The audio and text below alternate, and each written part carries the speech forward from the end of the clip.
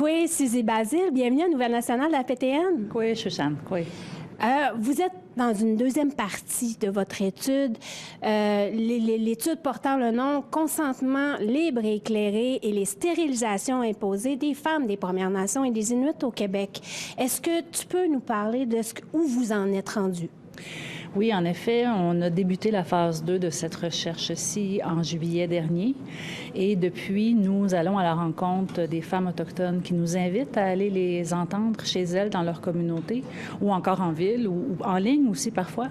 Et nous récoltons des témoignages supplémentaires sur les sujets de stérilisation imposée. Donc, on parle soit d'une ligature des trompes ou d'une hystérectomie que les femmes ont subie sans leur consentement, mais aussi on a des questions sur les violences obstétricales en général. Donc, les autres formes de violence que certaines femmes ont vécues pendant leur grossesse, lors de l'accouchement, puis parfois après aussi. Puis, dans cette deuxième partie, qu'est-ce qui ressort le plus? Bien, premièrement, on rencontre beaucoup plus de femmes que l'on pensait au départ. On est à presque 3 fois le nombre de personnes qu'on avait déjà rencontrées et on n'a pas terminé. Alors, c'est une surprise en même temps que c'est une triste surprise, mais on veut documenter et entendre le plus de femmes possible sur le sujet. Pour plusieurs d'entre elles, c'est la première fois qu'elles parlent de leur vécu, des violences qu'elles ont vécues dans un contexte de grossesse et d'accouchement.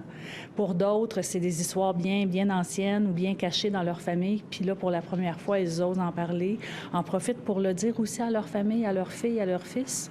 Donc, on assiste à toutes sortes de dévoilements comme ça qui, au final, après, les femmes nous disent que ça fait du bien de finalement parler de ce qu'elles ont vécu et de faire connaître là, cette réalité-là aux autres femmes autochtones aussi et les plus jeunes qui doivent savoir quels sont leurs droits quand elles entrent dans un service de santé partout, n'importe où finalement.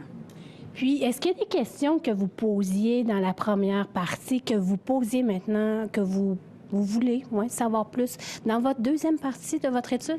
En effet, avec l'analyse des premiers témoignages, les premiers 35 témoignages que nous avons récoltés en 2021, 2022, on s'est rendu compte qu'il y avait des sujets qu'on n'avait pas abordés et que les femmes amenaient elles-mêmes durant les entrevues. Donc, on parle ici d'avortement imposé dans certains cas. On parle également de propos racistes et discriminatoires qui leur sont dites pendant qu'elles font soit des suivis de grossesse ou encore lorsqu'elles sont en plein travail sur la table d'accouchement. Donc, toutes ces réalités-là, on voulait les entendre aussi. Donc, on a ajouté des questions sur, par exemple, les alertes bébés que certaines familles ont subies à l'instant où le bébé naît, les services sociaux débarquent et on se demande pourquoi parfois.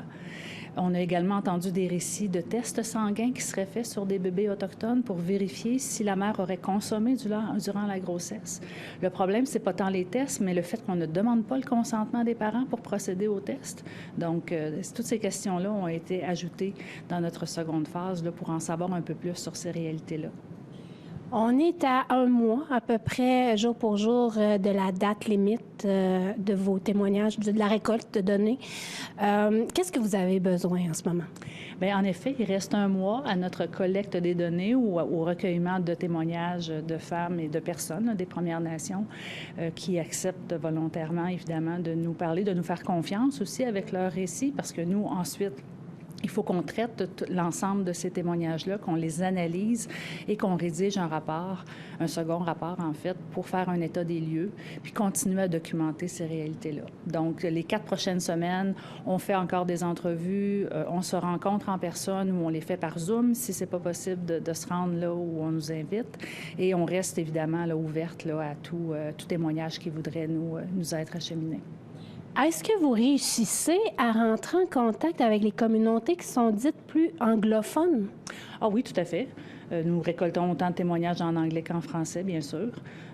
Notre campagne là, de communication a été faite dans les 2 langues et oui, on entend des témoignages en anglais, sans problème. Miigwech, Suzy Basile. Merci beaucoup, Miigwech.